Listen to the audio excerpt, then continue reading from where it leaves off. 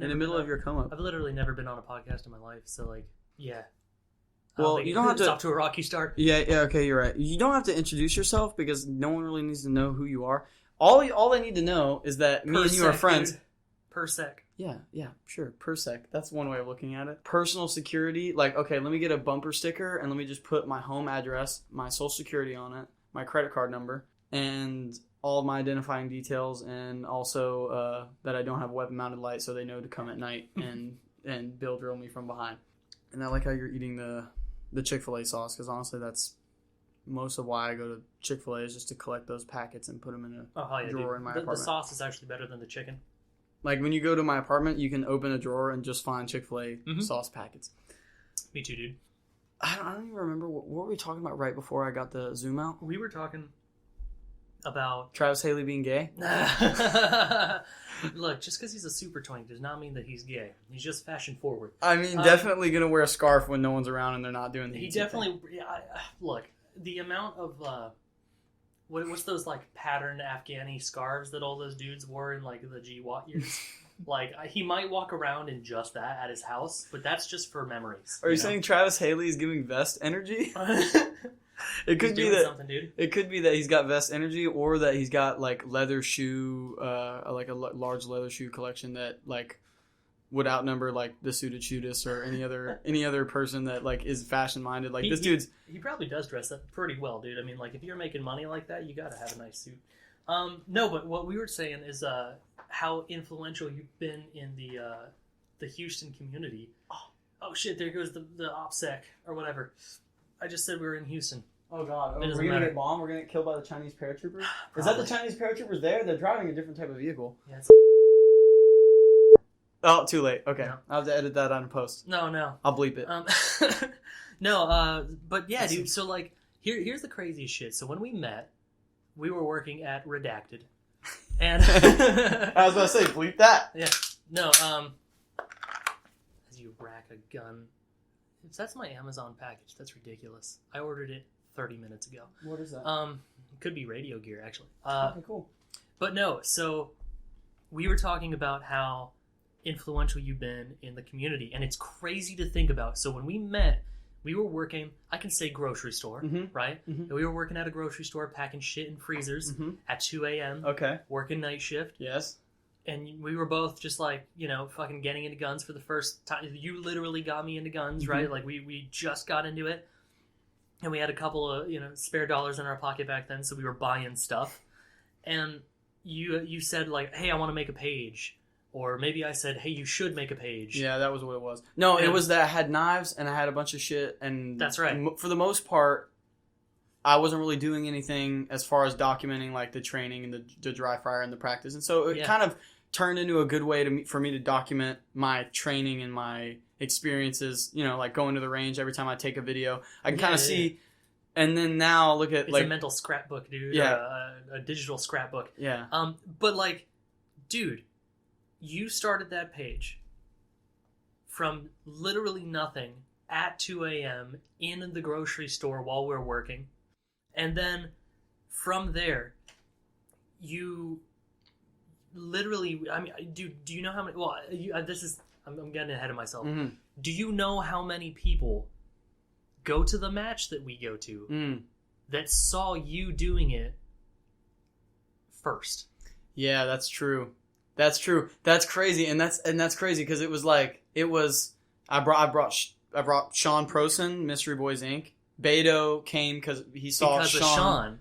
Right, and all of those dudes came because we were sitting at a grocery store hoping that we could go to a match one day. Right. And like, dude, it's crazy because like the circle's getting bigger and we're finding all these like really badass dudes. Mm-hmm. And it literally started from just a conversation in a freezer. I think the thing though, this is the thing that's fucked up though, is not wanting to bring more people into the, like being exclusive. Yeah. I don't mean like inclusive, like let's all dye our hair blue and let's all like, mutilate ourselves in some particular type of way. I'm not gonna do that again, dude. I mean, I'll do it one time for $20, but I won't do it after that because I can't. But you can't Yeah, you can't tell me that it's a bad thing for people to get together and want to be better and improve themselves. So when you talk about Beto, like Beto's a stud and he shoots really well. It's and like, awesome. you know, like just from talking to him, I can tell that he's been through some shit and seen some shit. And I would generally rather be around a person who's interested in growing and developing for righteous, I would say righteous, not religious reasons, but like for righteous reasons, than, you know, some dude who's trying to LARP around and fucking put shit on and like that's fun. Like I do like I'm not coming at you sideways.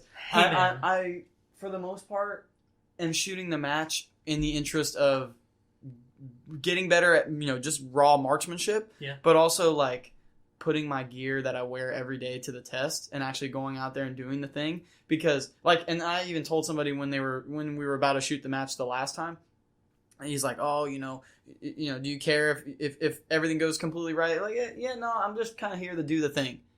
Because if you don't put in if you don't actually get out there and shoot the match, you know, because we were talking about it for a while. We were talking about going and shooting the match. And then once we actually did, and that's, well, working nights doesn't help. But it does not. It's gotten to a point now where I think we both comfortably can go shoot more often. So that'll be fun. I'm hoping. That'll be fun because my schedule is making it to where I definitely can go out more. Yeah, hopefully. Working days also sucks for shooting. Actually, being homeless and not working is better for shooting. True. Being homeless is better for a lot of things, especially for making fires and barrels and and practicing your bushcraft. In the woods. Yeah, you want to practice your bushcraft? Be homeless. God, that is the best advice that you're going to hear on this podcast. Yeah, actually, this podcast is called Homeless Bushcraft.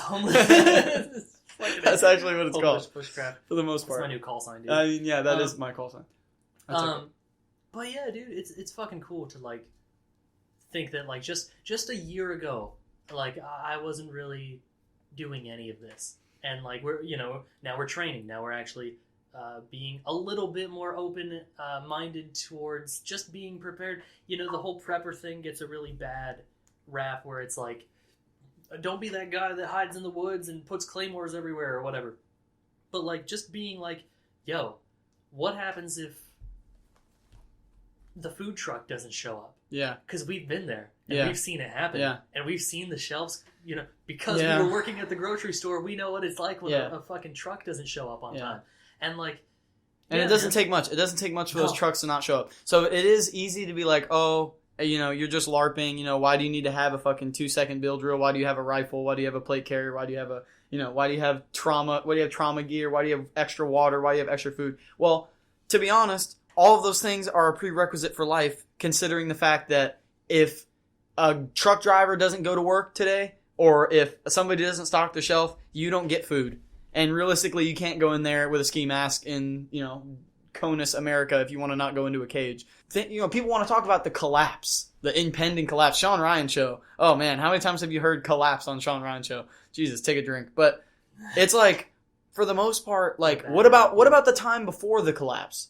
And what about the flat tire? What about you're going to tell a single mother she needs to buy a weapon-mounted light for her Staccato and her Filster Enigma Express when she can't afford food, you know? And it's like, realistically speaking, like, people need to get what gear they can afford, and they need to go out and they need to put it to the test, because increasingly, I mean, and you talk about, like, you know, why I made the page and stuff like that, but even before I made the page and was doing this stuff, my mentality is, nobody's going to come and save me. My fucking dad is not going to come on the side of the road and whoop some dude's ass for me. He's not going to do that. It would be nice. I actually would enjoy it. He's not gonna whoop the dude's ass for me. He might kick your ass. He might kick my ass because I didn't whoop the guy's ass. But for the most part, it's like, you can't tell me that you can rely on the police. You can't tell me that, even in some cases, you can't even rely on EMS. Some of these EMS workers, I mean, I don't want to plug Independence Training and the Independence Training podcast, the Arms Room Show on Spotify. You should listen to that. You know, I give them their kudos because they put out really good content.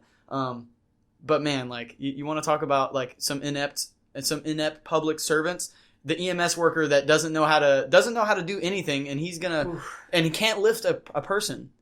I mean, like, you want to talk about, why would you go to the gym? Why is going to the gym important? Why is fitness important? I mean, why is fitness important?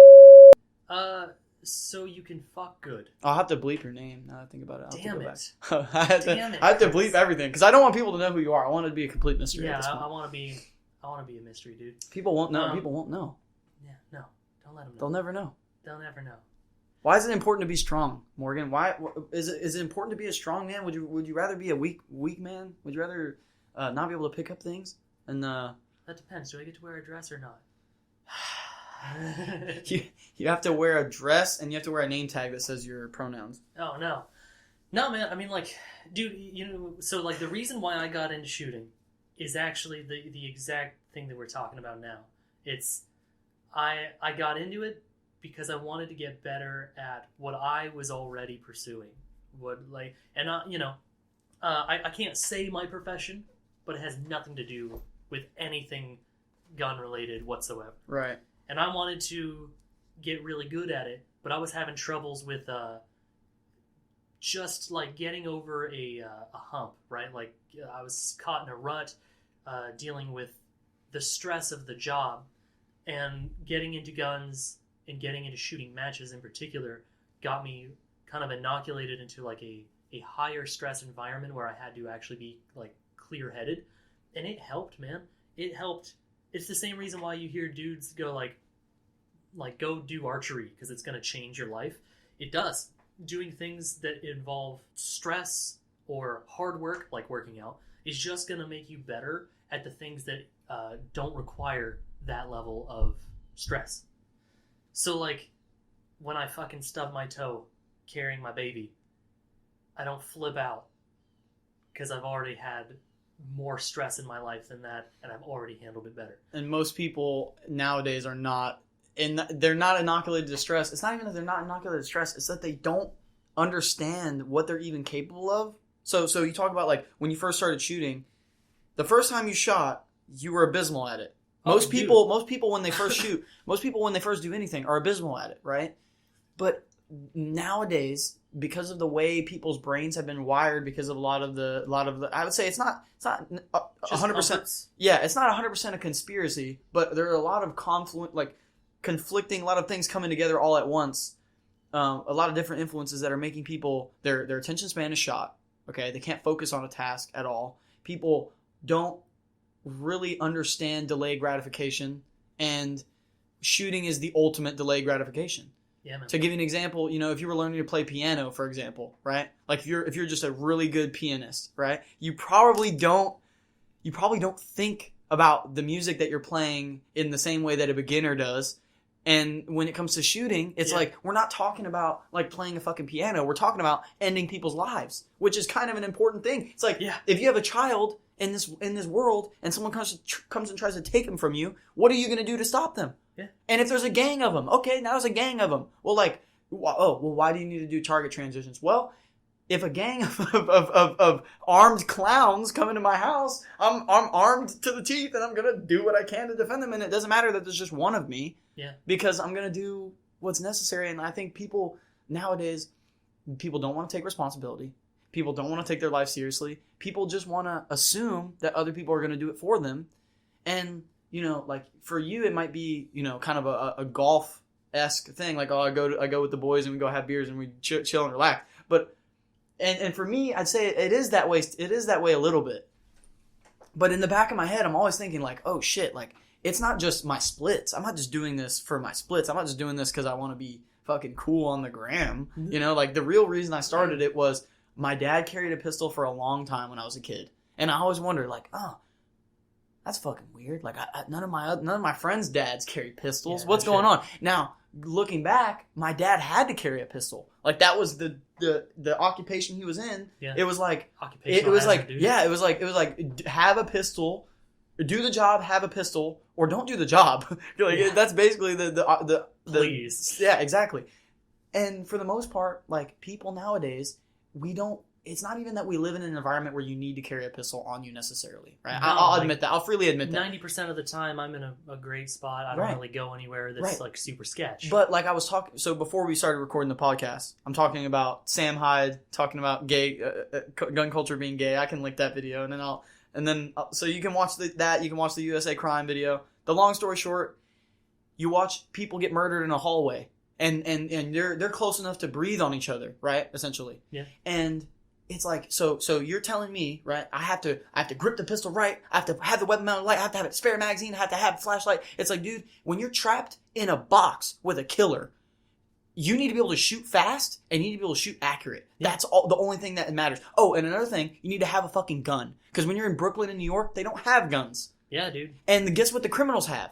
They have guns. And they'll run. They have joints. Yeah, that was They're what I wish they had. That's what I wish they had. They don't have any joints. They have zero joints. No, they're not chill anymore. They have. I guess they do have legal weed in New York, but that didn't help them in this particular case.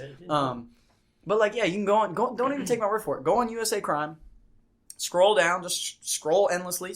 Click a random video, and chances are you're gonna see people getting murdered who didn't have a fucking gun, right? And you know what you don't see on the news very often? People who shot back. People who shot back. Who fucking died?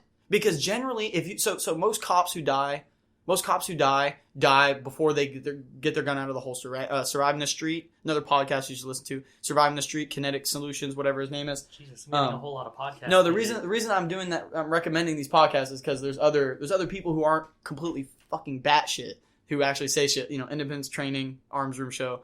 Surviving the Street. You're not paid by any of these. No, people, I'm not. I should. I don't even know you exist. I should promote them because again, you know, where there's good information, there's good information. You don't have to agree with everything everybody says all the time. But for the most part, it's like if you don't get your gun out and get to marksmanship, which that's what Surviving the Street's talking about, like his whole thing. Mm-hmm. If you don't get your gun out and get to marksmanship sooner, nothing else matters, right? It doesn't matter. So. You can, and then he talks about shot accountability and how, you know, cops are winging rounds all over the place, and that's kind of a different thing. But when you talk about just doing it sooner, right, for the civilian, doing things sooner, I'm not talking about just shooting faster and missing, right? Because at certain distances, you're gonna have to shoot at a certain pace. That's just the way it is, right? Yeah. And depending on your gun, it's gonna change. Another guy, Ben Steger, he'll tell you all day. It's like if I'm shooting a CZ. Versus a stock Glock, I'm just going to run it differently, but I'm still going to be shooting to the target and the target distance, right? But all of that minutia means nothing when you're at 3 yards and you don't have your gun on you. Yeah. So most people don't carry a gun in their daily life. Most people think carrying a gun is a weird thing. Most people think carrying guns, they're like when I was a kid, and they think that that's an odd thing to do.